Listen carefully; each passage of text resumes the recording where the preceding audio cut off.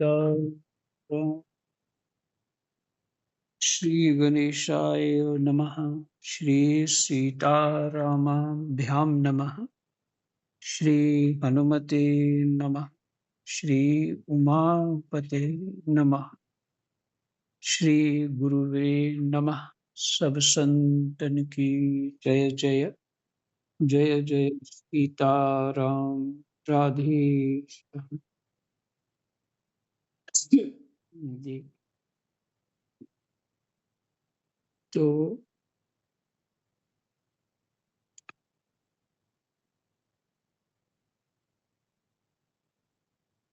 हमने पाठ कहाँ तक किया था?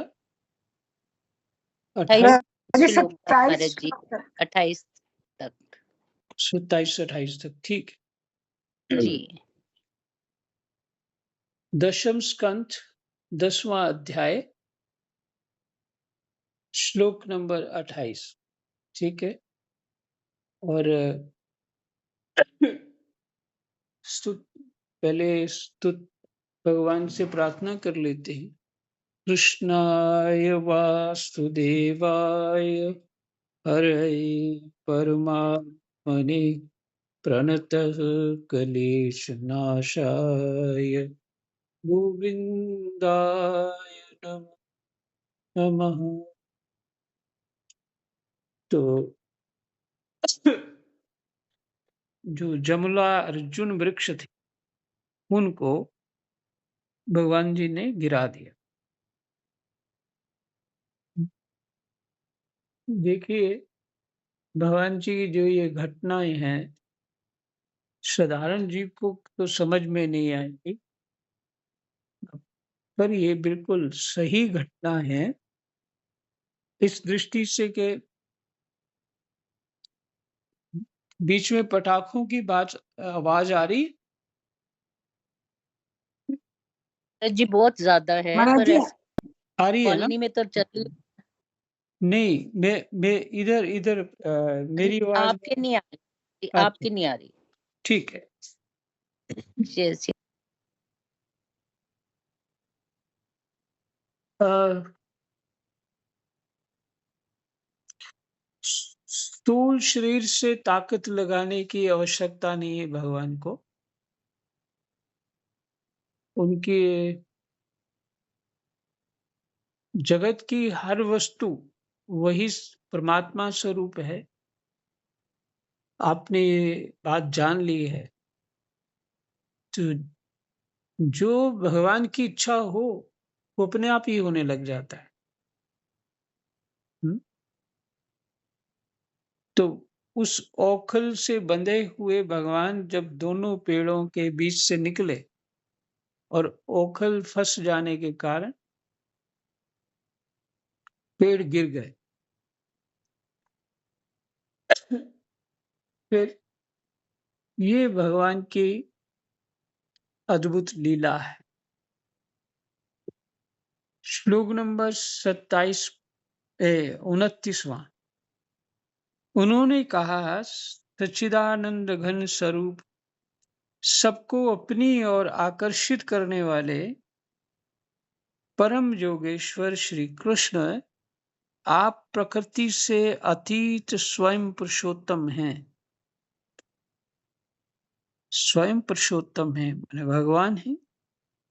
वेदज्ञ ब्राह्मण यह बात जानते हैं कि यह व्यक्त और अव्यक्त, जो व्यक्त हो सकता है, जो अव्यक्त है, जो कहा नहीं जा सकता, व्यक्त और अव्यक्त संपूर्ण जगत आपका ही रूप है। जो कहा भी नहीं जा सकता, उसके बारे में पता भी नहीं, वैसा जगत और जो व्यक्त जो समझ में आ रहा है वो भी आपका ही स्वरूप है। आप ही समस्त प्राणियों के शरीर, प्राण, अंतःकरण और इंद्रियों के स्वामी हैं। ये बात है। आप ही समस्त प्राणियों के शरीर हैं, प्राण हैं, अंतःकरण है, माने मन बुद्धि चित्त अहंकार आप ही हैं और इंद्रियों के स्वामी भी आप ही हैं। तथा आप ही सर्वशक्तिमान, काल, सर्वव्यापक एवं अविनाशी ईश्वर हैं।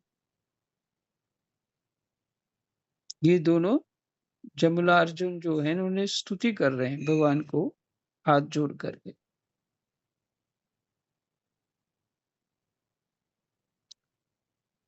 तथा आप ही सर्वशक्तिमान हैं, काल हैं, सर्वव्यापक हैं एवं अविनाशी ईश्वर हैं।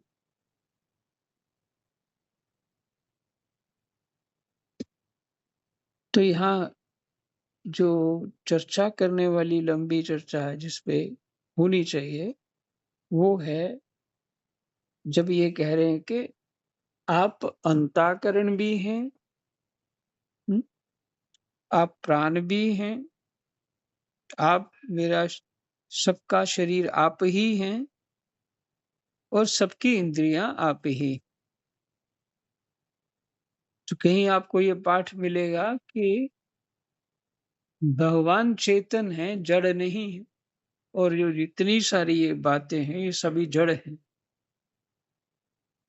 और परमात्मा की शक्ति से परमात्मा जब इन सभी चीजों में प्रवेश करते हैं ना, अर्थात प्रवेश किए हुए हर जगह ही पहले से हैं, अर्थात जब भगवान प्रवेश करते हैं तो क्या होता है, उन उन वस्तुओं की सत्ता बनती दिखती है कि हाँ ये वो अपना कार्य कर सकते हैं।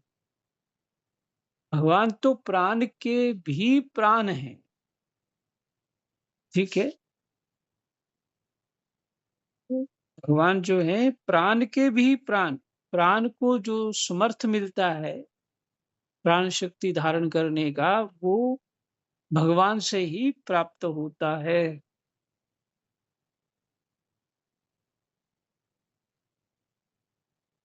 तथा आप ही सर्वशक्तिमान, काल हैं माने समय है, सर्वव्यापक एवं अविनाशी ईश्वर हैं।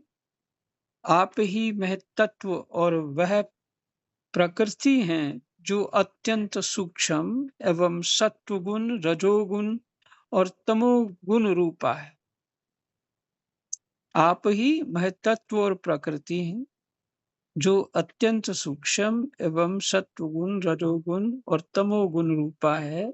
आप ही समस्त स्थूल और सूक्ष्म शरीरों के कर्म, भाव, धर्म और सत्ता को जानने वाले सबके साक्षी परमात्मा हैं। तो बताइए भगवान हमसे तो दूर है नहीं,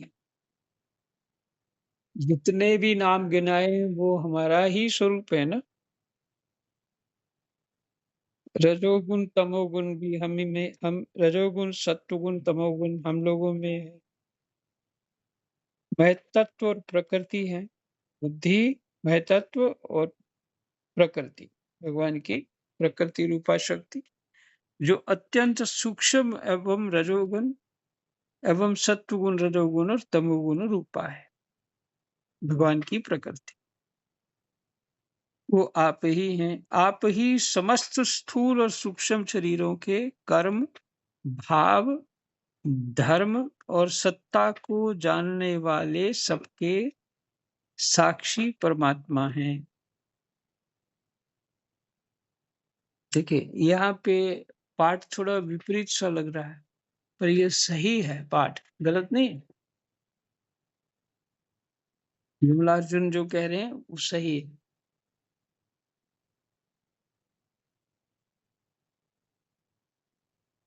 वृत्तियों से ग्रहण किए जाने वाले प्रकृति के गुणों और विकारों के द्वारा आप पकड़ में नहीं आ सकते। वृत्तियों से ग्रहण किए जाने वाले प्रकृति के गुणों और विकारों के द्वारा आप पकड़ में नहीं आ सकते। स्पष्ट हो गया। बुद्धि में ही वृत्तियां होती हैं और बुद्धि से ही वृत्तियों, जड़ बुद्धि से वृत्तियां भी जड़ ही होंगी ना। तो उनसे ग्रहण किए जाने वाले जो प्रकृति के गुण हैं और विकारों के द्वारा आप पकड़ में नहीं आ सकते। जो ये प्रसंग चल रहा था दिन में कि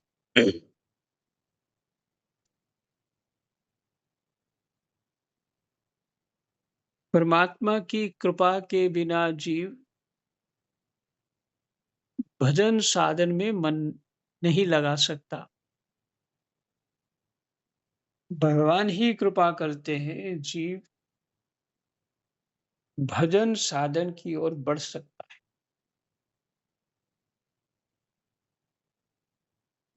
ये प्रसंग चल रहा था। ये तो संभव नहीं है जीव अपने बल से भजन कर पाए और परमात्मा को पाले। ये संभव नहीं है। ये तो भगवान से प्रार्थना करनी पड़ती है। ये प्रभु भजन करने का जो बल है, जो समर्थ है, वो जो दें, आप कृपा करें और मुझे भजन साधन में आपकी साधना जिस रूप में होनी चाहिए वैसी योग्यता दें और मैं कर पाऊं। क्योंकि जीव जो है, जो हमारे पास मन प्राण बुद्धि इंद्रियां ये सब कुछ है, शरीर है, ये तो सब एक विकार है प्रकृति का। और वो प्रकृति का विकार उस तत्व को जो चेतन सत्ता है उसको समझ नहीं पाता। इसलिए साधना के द्वारा इस सारे विकार को गौण कर दिया जाता है। पता नहीं चला। हाँ जी, राम राम जी, म्यूट कर लो। राम महाराज जी, पीछे म्यूट हो गया था आपका बीच में। अच्छा, अब ठीक है। महाराज जी बीच में मिस हो गया था, तभी मैं बोली थी बीच में। महाराज जी राम राम जी, सॉरी। अच्छा तो जीव तभी साधना करके इस प्रकृति के विकारों को शांत कर देता है। अपने सभी बुद्धि की वृत्तियों को शांत करके, हाँ, परमात्मा में चित्त लगा करके उस परमात्म तत्व को समझने का प्रयास कर पाने का प्रयास करते हैं। वो भी तब होगा जब गुणातीत हो जाएगा, सभी गुणों से परे हो जाए, है ना? भजन साधन से ऐसा ये एक रास्ता है। लेकिन भगवान कोई युक्तियां दे दें, संतों के द्वारा कोई युक्ति मिल जाए तो भी कुछ संभव है। जो कुछ हम सत्संग सुनते हैं, जो आचार्य बोल रहे थे, जिनसे हम पढ़ते रहे, आज मैं उनको सुन रहा था। तो ये बता रहे थे कि जीव का समर्थ नहीं है किसी तरह भी परमात्मा को पा लेना। ये परमात्मा ही कृपा करते हैं। और जो कुछ जीव सुनता है, जो सुनाता है, वो परमात्मा ही सुनता और सुनाता है। भजन साधन की बात, ये जो आप शास्त्र सुन रहे हैं, ये परमात्मा ही, क्योंकि जीव की समर्थ नहीं है किसी को ज्ञान देना, ये समर्थ ही नहीं, समझना भी समर्थ नहीं, तो परमात्मा ही सुनता सुनाता है। ऐसा शास्त्रों के आधार को पूरा लॉजिक बता के वो बता रहे थे इस बात को। वास्तव में प्रयास तो बहुत लोग करते हैं भजन साधन का, पर माया ही नहीं उनको उठने देती, भजन साधन बन ही नहीं पाता।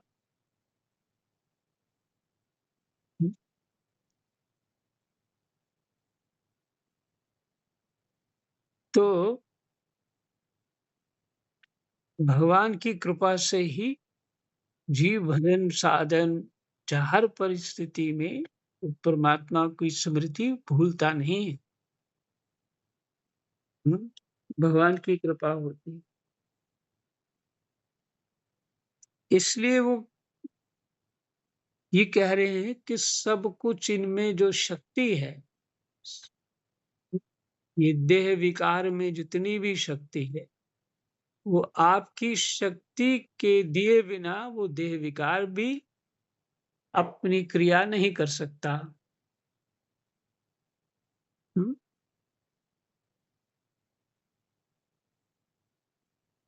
तो भजन साधन भी भगवान से प्रार्थना किए बिना नहीं हो सकता। वृत्तियों से ग्रहण किए जाने वाले प्रकृति के गुणों और विकारों के द्वारा आप पकड़ में नहीं आ सकते। वृत्तियों से पकड़ में नहीं आ सकते। माने हम अपने मन से, बुद्धि से, चित्त से, अहंकार से, अपनी इंद्रियों से भगवान को पकड़ना चाहें, तो नहीं पकड़ में आ सकते। स्थूल और सूक्ष्म शरीर के आवरण से ढका हुआ ऐसा कौन-सा पुरुष है? स्थूल और सूक्ष्म शरीर से के आवरण से ढका हुआ ऐसा कौन-सा पुरुष है, जो आपको जान सके? हुँ, पहले तो सूक्ष्म शरीर से वो तत्व ढका हुआ है, फिर उसके ऊपर स्थूल शरीर प्राप्त हो गया। है ना?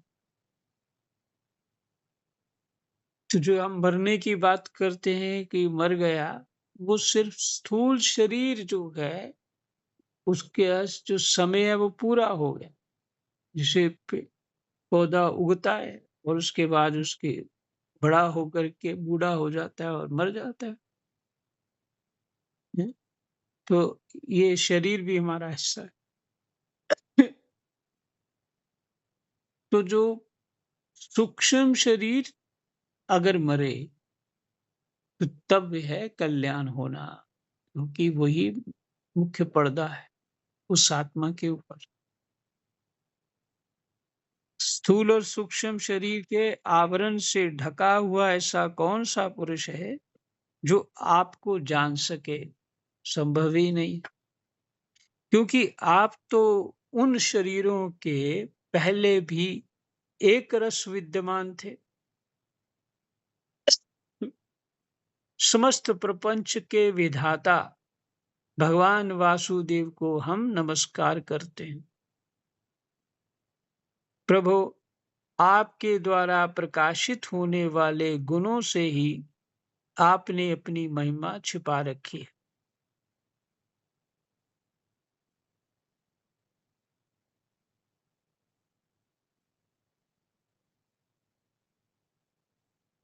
पर ब्रह्म स्वरूप श्री कृष्ण, हम आपको नमस्कार करते हैं।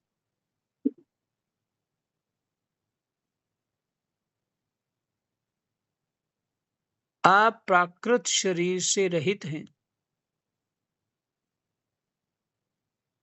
फिर भी जब आप ऐसे पराक्रम प्रकट करते हैं,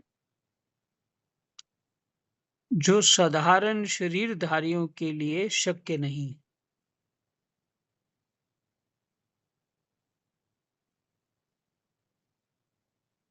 फिर से सुनिए। स- स- समस्त प्रपंच के विधाता भगवान वासुदेव को हम नमस्कार करते हैं। प्रभु, आपके द्वारा प्रकाशित होने वाले गुणों से ही आपने अपनी महिमा छिपा रखी। ये आपके द्वारा प्रकाशित ये गुण जो है, अब इसमें आवरण जो है, महिमा छुपा रखी का अर्थ है, यहाँ लेना हमको स्थूल और सूक्ष्म शरीर का आवरण जो है,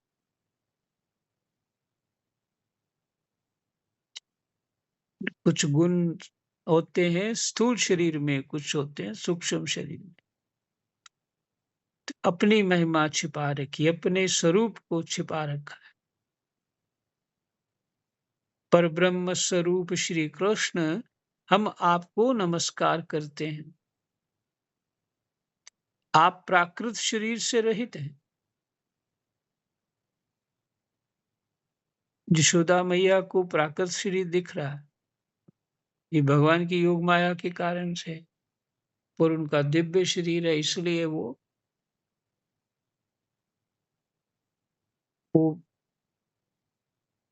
अपनी महिमा में पूर्ण रूप से है, इसलिए कहीं भी वो चीज छू जाएंगे तो वो टूट जाएगी या जुड़ जाएगी, जो जिस तरह से भी वो चाहेंगे। तो बल लगाने की आवश्यकता नहीं।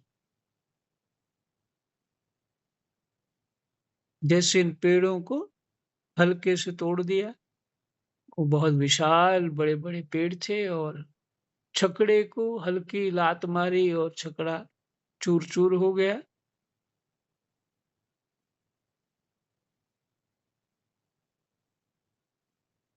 इस तरह से जो ऋषि सिद्ध लोग हैं, वो अपनी सिर्फ इच्छा मात्र करते हैं और काम हो जाता है। जो भी इच्छा करते हैं वो हो जाता है।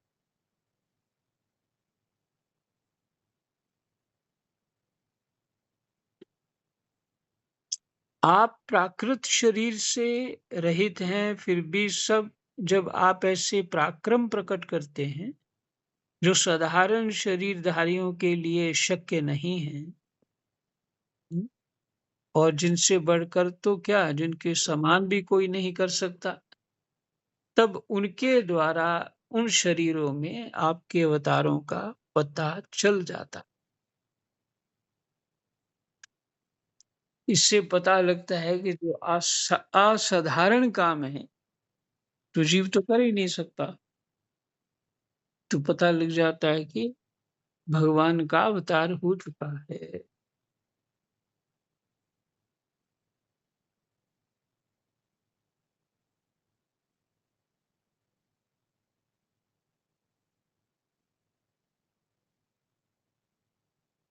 तब उनके द्वारा उन शरीरों में आपके अवतारों का पता चल जाता है। प्रभु, आप ही समस्त लोगों के अभ्युदय और निःश्रेयस के लिए इस समय अपनी संपूर्ण शक्तियों से अवतीर्ण हुए हैं।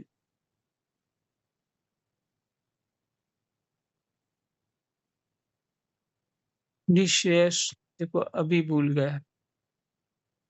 अभ्युदय तो किसी का माने बढ़ना होता है। अब सूर्य के अभ्युदय हो जाता है, इस तरह से। निश्चय बुद्धि में नहीं आ रहा। तो इस आदेश श्लोक को फिर से पाठ करूंगा सुबह। आप समस्त अभिलाषाओं को पूर्ण करने वाले हैं।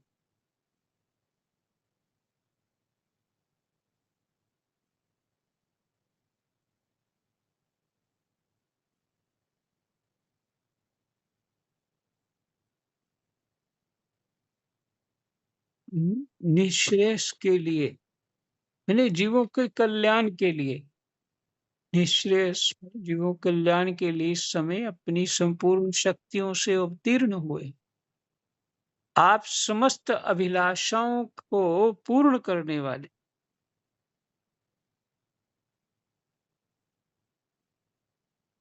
परम कल्याण स्वरूप आपको नमस्कार है। परम मंगल राम राम महाराज जी, आवाज बंद हो गई। बंद होगी।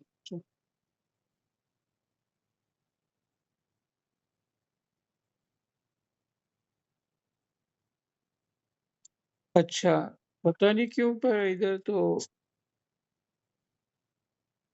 अनम्यूट है। अब आ रही है? हाँ महाराज जी जी, महाराज जी। महाराज जी अब आ रही है। अब आ रही है, बीच में बंद हो गई थी। राम राम। अच्छा, ठीक है जी।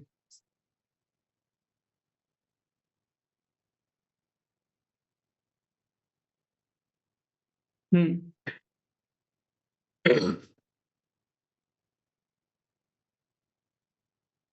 ये जो स्वरूप बता रहे हैं, उसको पुरुषोत्तम शब्द भी कहा, वो जो आत्मा है, वो ही है, वो हमारा स्वरूप। उसके ऊपर जो आवरण है, पहले सूक्ष्म शरीर का, फिर स्थूल शरीर का, उसके कारण से ये हमारी ज्ञान शक्ति बद्ध हो गई।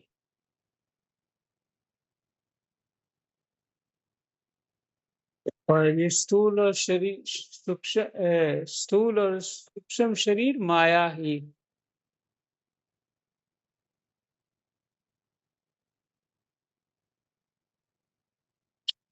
और हम लोग स्थूल और सूक्ष्म शरीर को ही सब कुछ मान रहे हैं, उसी को सब कुछ मान रहे हैं, और अपने स्वरूप की तरफ तो ध्यान ही नहीं दे रहे। सत्संग से पता चलता है कि अपना स्वरूप क्या है। आप समस्त अभिलाषाओं को पूर्ण करने वाले हैं, परम कल्याण स्वरूप आपको नमस्कार है। परम मंगल स्वरूप आपको नमस्कार है। परम शांत, सबके हृदय में विहार करने वाले यदुवंश शिरोमणि श्री कृष्ण को नमस्कार है। अनंत, हम आपके दासानुदास हैं। मैंने दास, आपके जो सेवक हैं उनके भी हम सेवक हैं, आपके सेवकों के भी सेवक। आप यह स्वीकार कीजिए, हमारा अनंत, हम आपके दासानुदास हैं, सेवक हैं। आप यह स्वीकार कीजिए। देवर्षि भगवान नारद के परम अनुग्रह से ही हम अपराधियों को आपका दर्शन प्राप्त हुआ है। वाह, नारद जी की कृपा। प्रभु, हमारी वाणी आपके मंगलमय गुणों का वर्णन करती रहे। बहुत, ये है कृपा। हमारे कान आपकी रसमयी कथा में लगे रहें। और पहले ये क्या, वो उन स्त्रियों में मदिरा पी करके मस्त थे।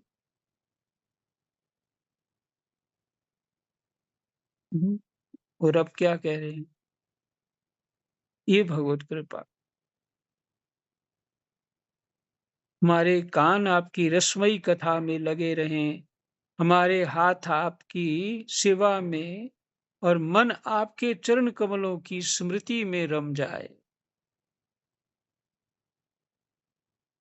हमारे हाथ आपकी सेवा में और मन आपके चरण कमलों की स्मृति में रम जाए। यह संपूर्ण जगत आपका निवास स्थान है। संपूर्ण जगत आपका निवास स्थान है। हमारा मस्तक सबके सामने झुका रहे। संत आपके प्रत्यक्ष शरीर हैं, हमारी आंखें उनके दर्शन करती रहें।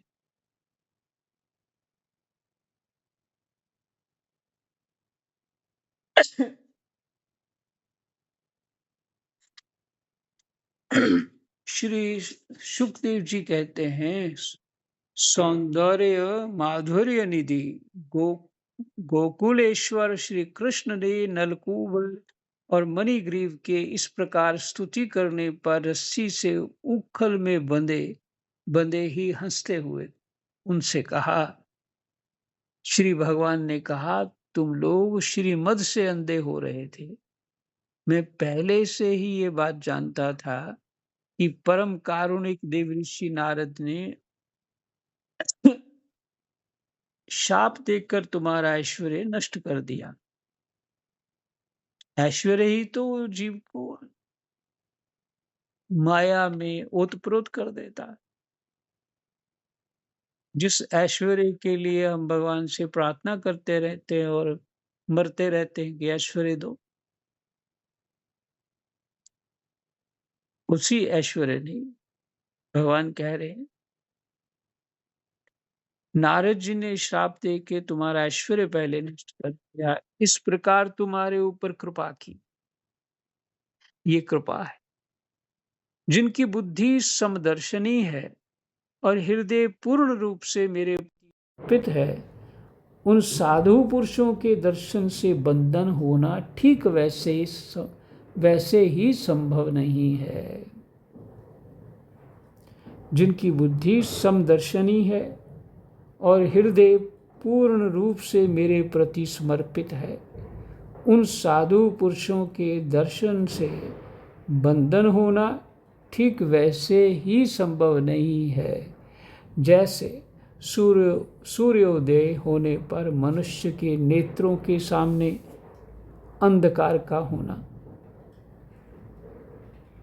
संभव नहीं है। सूर्य के सामने अंधकार नहीं होता। तात्पर्य, इसलिए नलकूबर और मणिग्रीव, तुम लोग मेरे परायण होकर अपने अपने घर जाओ।